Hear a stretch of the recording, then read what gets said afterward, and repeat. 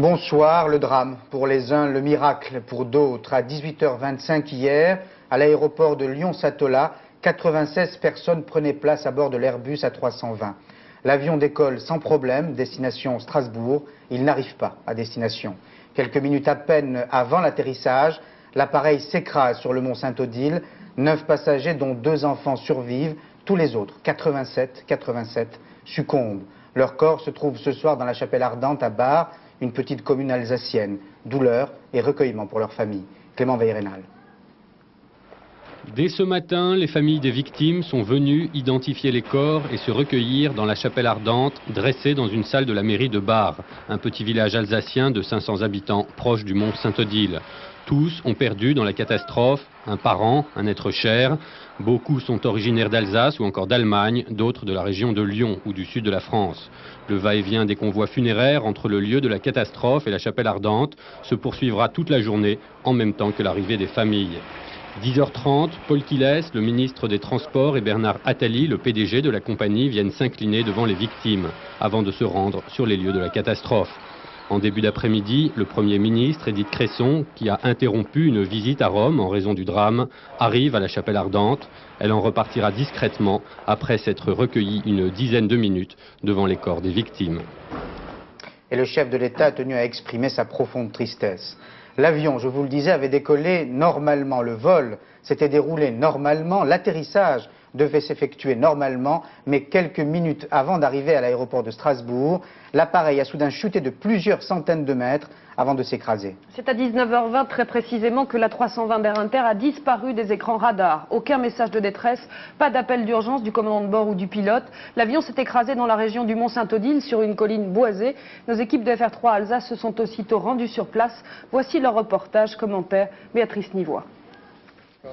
Aux premières heures de la matinée, une odeur de brûlé flottait encore et des dizaines de secouristes évacuaient les corps des 87 victimes.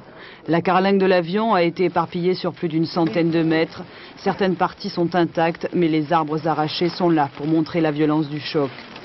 Au cours de leur recherche, les gendarmes ont retrouvé ce matin la deuxième boîte noire, la première ayant été retrouvée cette nuit dans cette partie de la forêt, à 2 km du mont Saint-Odile.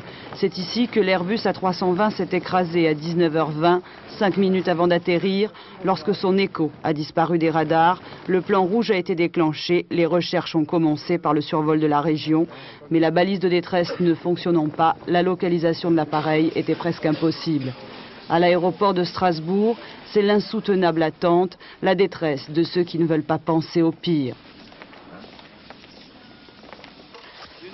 C'est vers minuit que 2 habitants de la région ont découvert un rescapé. L'alerte a été donnée. Toutes les colonnes de secours ont convergé très difficilement vers le lieu du drame. Pendant des heures, dans la nuit et le froid, 9 rescapés ont attendu, 2 sont grièvement blessés. Ils ont tous été transportés vers les hôpitaux les plus proches. Et parmi ces miraculés, 2 enfants, dont cette petite fille de 13 mois, Mélissandre, elle est indemne. Un choc terrible pour l'équipage et les passagers, l'incompréhension d'abord, l'horreur ensuite, et le miracle pour une petite poignée d'entre eux. Ils sont 9 à avoir survécu, Béatrice vient de le dire. Parmi eux, 2 enfants. Leur salut est dû au fait qu'ils se trouvaient à l'arrière de la carlingue. Et parmi les rescapés, 2 hommes ont pu porter secours à d'autres passagers et les évacuer de la carlingue. Mais plusieurs blessés graves sont restés sans assistance pendant près de 5 heures. C'est ce que révèlent les témoignages de ces rescapés. Les témoignages recueillis par notre station de Strasbourg, à l'hôpital où ils ont été transférés. Je me rappelle que j'étais dans l'avion. Il a eu un choc terrible, terrible. Et je me suis retrouvé dehors, devant la carlingue. Je sais pas, c'est 5 mètres, 10 mètres, je sais pas. On voit la vie autrement maintenant. Je l'ai souvent vu autrement. Mais là, j'ai quand même des regrets terribles pour ces gens qui étaient enfermés là-bas, qui pleuraient, qui criaient, qui hurlaient. Je crois qu'il a réalisé que c'était vraiment très fort, qu'il y avait des blessés, il y avait du feu, que tout était cassé. Je crois qu'il m'a dit à un moment donné, oh là là, il y en a pas beaucoup d'autres qui sont sortis de l'avion. Il m'a dit, je crois qu'il y en a beaucoup qui sont restés dans l'avion et qui dans le feu. J'étais sur la dernière rangée de l'avion. En revenant vers l'arrière, il y avait une coupure, je pense de l'arrière avec la partie centrale. Je me suis retrouvé dans le vide et dans la nature, en pleine neige. J'ai commencé à sauter sur les branches et les débris pour essayer de me sauver un peu. Et puis j'ai retrouvé le camarade qui est dans ma chambre à côté avec un enfant de 8 ans. On s'est éloigné, puis on est revenu un peu sur les lieux parce que bon, au fur et à mesure il y avait quelques survivants qui apparaissaient. Au début on réalisait pas tellement, on se disait que bon, ça a été quand même un accident, on était heureux d'être survivants et on pensait que le secours allait venir, que le cauchemar allait s'arrêter. Bon, ça a pris quand même une tournure un peu différente après puisqu'on... Vous avez attendu combien de temps? 4h30. Qu'on vienne vous secourir? Ouais. Ça doit être long, non? Assez long. D'autant plus que... on pense qu'on pouvait périr dans le froid quand même. Hein. Ces 9 passagers sont aujourd'hui en vie, mais on peut aisément imaginer leur détresse hier soir. Ils l'ont dit, il leur était impossible d'aider les autres personnes. Il était trop tard, alors ils se sont contentés d'attendre dans le froid les premiers secours, et ces secours ont tardé. Première explication pour ce délai dans les secours, la balise d'urgence de l'avion ne s'est jamais déclenchée. Difficile dans ces conditions de repérer l'épave de la 320. Deuxième raison, la météo particulièrement mauvaise. Elle a retardé les sauveteurs dans une région déjà très difficile d'accès. Caroline Sils. Il est 23h45, les premiers sauveteurs commencent à dégager les victimes. Il s'est écoulé 4h20 entre l'accident et l'arrivée des secours sur place. L'avion s'est écrasé vers 19h20. La préfecture est avertie 5 minutes plus tard. Le plan rouge et le plan Sater de sauvetage aéroterrestre sont immédiatement déclenchés. 400 hommes sont mobilisés. Au cours de la nuit, ils seront 1000. Gendarmes, militaires, pompiers, médecins et volontaires. Des moyens de détection aériens sophistiqués vont les aider. 3 hélicoptères et un Mirage F1 équipés de caméras à infrarouge. Malgré tout ce déploiement, il faudra plus de 4 heures pour enfin localiser l'avion. Nous avons déterminé des carrés de 3 km de côté dans un massif tel que celui que vous connaissez, que vous voyez ici, extrêmement difficile d'accès de nuit, surtout dans les conditions météorologiques que nous avions hier soir. En effet, 3 facteurs expliquent ce retard. Le froid, moins 10 degrés et un brouillard givrant ont gelé les rotors d'hélicoptères, les rendant inopérants. La neige et la glace ont aussi retardé la marche des hommes. Le terrain accidenté. En plein massif des Vosges, les sauveteurs ont difficilement progressé. Enfin, le non-déclenchement de la balise de détresse qui aurait permis une localisation immédiate de l'avion. Pour quelles raisons l'avion a-t-il perdu une telle altitude quelques minutes avant l'atterrissage? Défaillance technique, défaillance humaine, mauvais temps? On ne peut ce soir qu'avancer des hypothèses. La seule hypothèse que l'on peut en tout cas exclure de manière certaine, c'est l'explosion au vol. Les rescapés n'ont pas entendu de détonation avant l'accident. Pour le reste, aucune thèse ne peut être écartée. Ce qui est sûr, c'est que l'équipage était confirmé et que l'avion venait d'être vérifié. Chronologie et hypothèse avec Daniel Durandet. 18h53, après avoir été en contact avec Lyon puis Genève, l'A320 d'Air Inter est maintenant sous les ordres des contrôleurs de Reims. Les différents contacts seront tout à fait normaux, ils dureront exactement comme prévu 16 minutes. 19h09, alors que l'A320 n'est plus qu'à une trentaine de kilomètres de Strasbourg, il est passé au contrôleur de l'aéroport alsacien. L'A320 est annoncé dans le sud du terrain, en descente vers 2000 mètres. Les contrôleurs de Strasbourg suivront le passage de l'A320 à la verticale de la balise radio STR, celle de Strasbourg.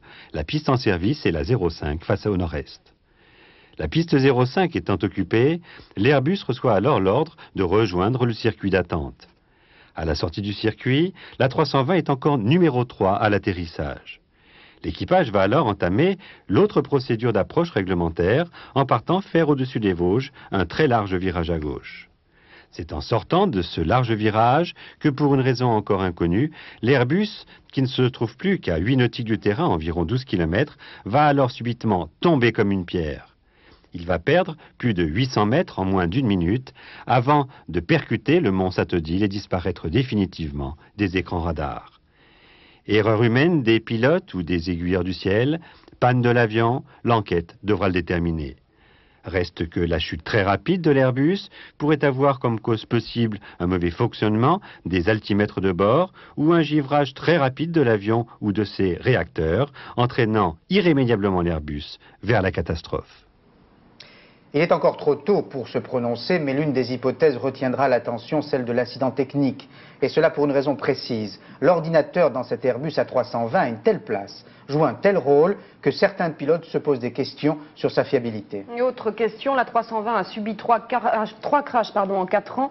À Psheim en juin 88, un premier accident intervient lors d'un vol de démonstration, bilan 3 morts et 50 blessés. En février 90, deuxième accident à Bangalore, dans le sud de l'Inde. 3 accidents qui chaque fois se sont passés dans des phases d'atterrissage et qui soulèvent ce soir donc des interrogations sur l'appareil d'Airbus Industrie. FR3 Toulouse, Olivier Loubet. Le poste de pilotage de l'Airbus A320, c'est là que s'opère une véritable révolution culturelle pour les équipages. Cet avion, conçu à la fin des années 70, est de loin le plus innovant de sa génération. Planche de bord inédite, plus de manches à balai, mais une monopoignée de chaque côté de la cabine. Derrière, ces tableaux très cathodiques et sous les pieds des pilotes, finis les câbles. Ici, c'est le règne des commandes entièrement électriques. Une première mondiale pour les avions civils. Commandes assistées par des calculateurs aux logiciels sophistiqués. Ceux-là même qui ont causé du souci aux équipages et aux constructeurs au démarrage de l'exploitation de la 320 dans les années 88 et 89. Des réticences encore causées par l'instauration du pilotage à deux, les commandes électriques réduisant la charge de travail et les opérations manuelles. Le moyen courrier Airbus peut franchir de 2500 à 4000 km en emportant de 130 à 179 passagers en quelques années. Et malgré toutes les controverses sur sa technologie sophistiquée, la 320 s'est taillé un des plus beaux succès commerciaux dans l'aéronautique mondiale.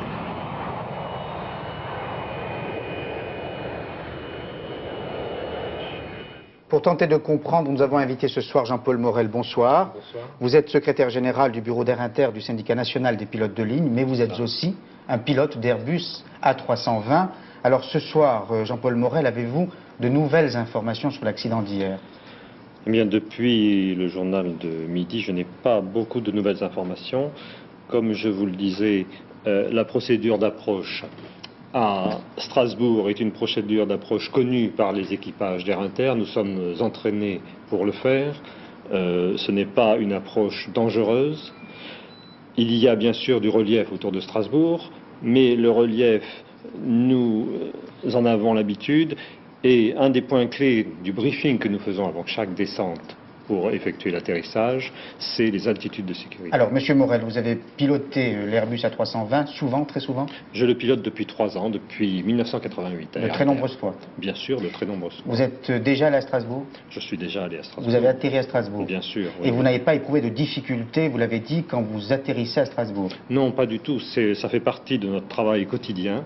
Nous travaillons sur tous les aéroports français et Strasbourg en fait partie. Alors justement, on va, si j'ose dire, se servir de votre expérience pour mieux comprendre. Imaginons ce qui s'est passé, ce qui a pu se passer hier. Première hypothèse, défaillance humaine, vous pouvez y croire, 1 heure à peine après le décollage de Lyon, de la part du pilote ou du copilote? J'ai du mal à croire, bien sûr, à la défaillance humaine parce que les enregistrements du radar de Strasbourg nous précisent que l'équipage a procédé à une approche sur Strasbourg conformément aux normes. Il a respecté les altitudes de sécurité ainsi que le cheminement prévu. Alors, deuxième hypothèse, le mauvais temps, il faisait très froid hier. On a parlé de givrage. Est-ce que c'est possible? Oui, bien sûr, c'est possible. Quoique cet avion est prévu pour voler, bien sûr, en conditions givrantes. Nous avons des dégivrages moteurs et aussi des systèmes de dégivrage sur les bords d'attaque. Alors, troisième hypothèse, c'est le nœud du problème. Défaillance technique, nous dit-on, en tout cas c'est possible. Est-ce que vous-même, Monsieur Morel, vous y croyez? Écoutez, il y a une enquête qui vient de démarrer. Ce que je souhaite, c'est que cette enquête soit menée dans la plus grande transparence, avec une grande rigueur. Nous souhaitons mettre à la disposition de l'administration les experts pilotes de ligne. Et puis c'est cette enquête qui déterminera les causes. Je ne peux pas aujourd'hui avancer d'hypothèse. Vous dites transparence, cela veut-il dire que d'autres enquêtes sur des précédents accidents n'ont pas été menées dans la transparence? Bien sûr, on a tous à l'esprit l'accident d'Apsheim, oui. On a tous à l'esprit le parcours un peu critiqué de ces enregistreurs de vol. On sait que ça a donné lieu à des polémiques. Nous ne souhaitons pas que ça se reproduise. Nous souhaitons que cette enquête soit exemplaire. Alors parlons de cet ordinateur qui se trouve dans l'appareil. On dit qu'il commande tout, même le pilote. Et un ordinateur n'est peut-être pas infaillible. Il y a dans cet appareil pas un ordinateur, mais des dizaines d'ordinateurs. Cet appareil est un appareil de nouvelle génération. Bien sûr, il se différencie par rapport à des avions classiques tels que nous connaissons, comme le DC-9 ou le Boeing 737, par justement une grande informatisation. C'est donc un avion de nouvelle génération auquel il faut s'adapter, mais je peux vous dire, en tant qu'ancien pilote en équipage A2 d'avions classiques, que lorsque je suis arrivé sur A320, toujours en équipage A2, mais avion nouvelle génération, j'ai senti tout le côté positif que pouvait m'apporter cet avion. Vous ne mettez pas en cause, vous ne remettez pas en cause l'équipage A2? Je ne remets pas en cause, bien sûr, l'équipage A2. Il est évident que 3 personnes, c'est mieux que 2 personnes, mais on ne va pas refaire l'histoire. Aujourd'hui, les avions se pilotent à 2 et ils se pilotent normalement. Bon, manifestement, M. Morel, vous ne remettez pas en cause le concept, le principe même de l'Airbus A320, mais on peut le dire, l'ordinateur a peut-être fait une bêtise. On peut le dire, c'est peut-être l'ordinateur, c'est peut-être une autre cause. Nous ne souhaitons pas encenser cet avion, mais nous ne souhaitons pas le critiquer systématiquement. Nous avons émis auprès d'Airbus Industrie quelques critiques que nous voulons constructives et positives, notamment en ce qui concerne la coordination des manches. Voilà.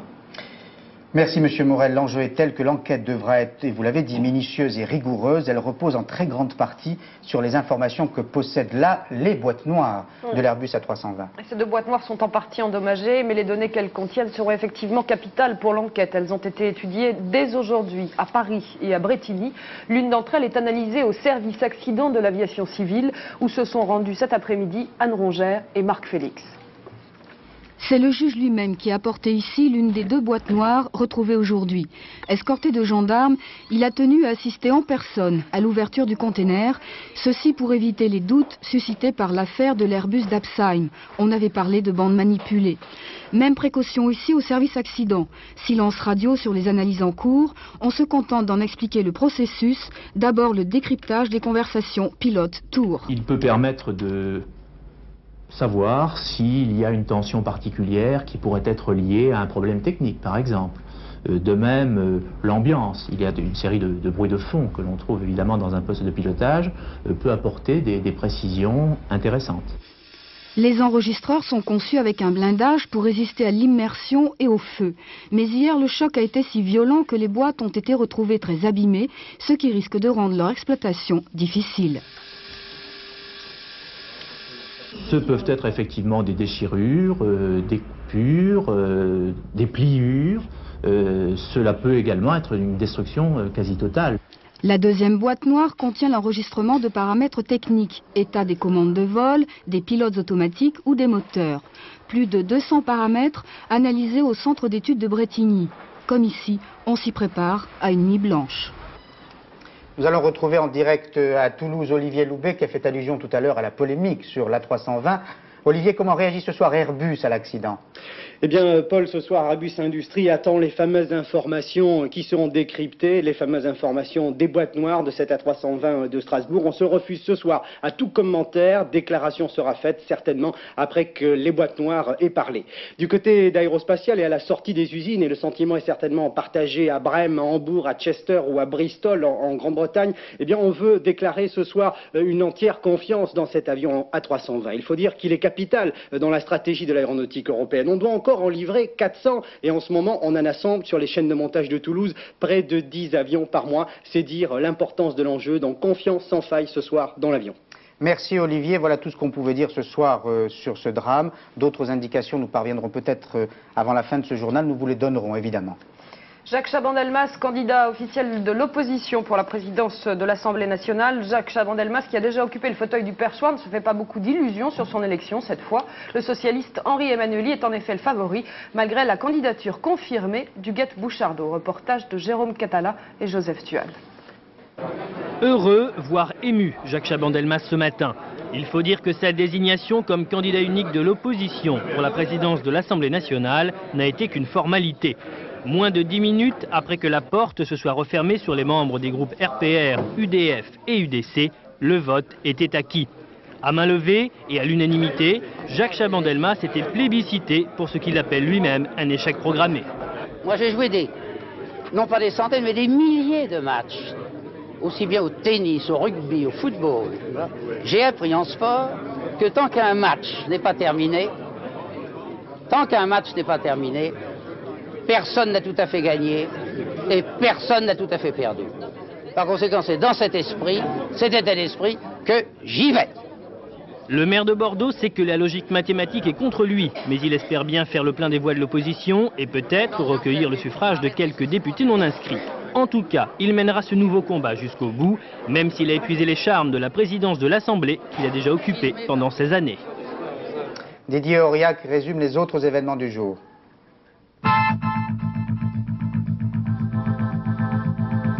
1427 suppressions de postes prévues à l'usine Peugeot de Sochaux. Ce plan social devrait être présenté le 30 janvier prochain au cours du comité central d'entreprise. Il s'agirait exclusivement de pré-retraite et de départ volontaire. Aucun licenciement sec ne semble prévu. Un CNN à la française pour remplacer la 5, c'est le projet présenté par TF1, Canal+ et M6. Une chaîne d'information continue qui émettrait au minimum 16 heures par jour et qui diffuserait sur l'ensemble de l'Europe et du Maghreb. Un programme élaboré après consultation avec Antenne 2 et FR3 qui ont préféré ne pas s'associer au projet. Vaste opération de police au Pays Basque. 3 membres présumés de l'ETA, tous de nationalité espagnole, ont été arrêtés. Ils sont actuellement interrogés par la police judiciaire de Bayonne. 9 autres personnes ont également été interpellées pour être entendues à titre de témoins.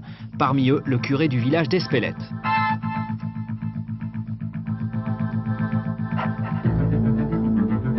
Halte à la prostitution au bois de Boulogne, mise en place de barrières mobiles, contrôle accru, descente de CRS. Hier, le bois avait été totalement investi par les forces de l'ordre. 3 km d'allées ont ainsi été fermés à la circulation. But de l'opération, empêcher dorénavant prostituées, travestis et clients de s'aventurer dans cette partie du bois entre 20h et 6h du matin. Le dernier coup de théâtre signé Eric Cantona, l'avant-centre nîmois, quitterait la France, direction Sheffield Wednesday, actuellement 5e du championnat anglais. Le club est prêt à le prendre à l'essai. Si cet examen d'entrée est concluant, Michel Platini pourra se réjouir. En retrouvant un club, Cantona est à nouveau sélectionnable. Il pourra donc participer au prochain championnat d'Europe. Et pour avoir les dernières indications sur le drame d'Airbus qui a fait, je vous le rappelle, 87 morts, nous allons rejoindre en Alsace, sur les hauteurs de Bar, notre envoyé spécial Philippe Bette. Philippe. Oui, Paul, si vous le voulez bien, on va récapituler les principaux points nouveaux intervenus dans cette pénible journée. Donc, 24 heures après l'accident de l'Airbus A320 Lyon-Satolas Strasbourg-Ensheim, confirmation du bilan de cet accident, de cette catastrophe, 87 morts, 9 rescapés, dont 2 enfants en bas âge. Par ailleurs, découverte de la 2e boîte noire dans le nez de l'appareil. Cette boîte noire permettra peut-être d'élucider les circonstances de l'accident. Par ailleurs également, ce matin, la visite du ministre des Transports sur le site. Le ministre des Transports qui a pu mesurer l'engagement des secours qui ont travaillé dans des conditions, il faut le dire, très très difficiles. Vous le voyez, en Alsace, il fait très froid en ce moment, moins 5, moins 10 degrés. Et cette nuit, je peux vous dire que tout le monde a travaillé de bon cœur au dégagement des victimes. Merci. Par ailleurs, et je crois que c'est une information importante, la visite officielle du Premier ministre, Edith Cresson, et puis l'ouverture d'une instruction judiciaire. Elle est confiée à un juge d'instruction du tribunal de grande instance de Colmar. Il s'appelle François Guichard. Merci Philippe pour ces indications. Ce 19-20 est terminé. Marc Hautement vous donnera d'autres informations à 22h10. Et dans quelques secondes, la météo complète de Florence Klein. Bonne soirée, à demain 19h. Bonsoir. Bonsoir.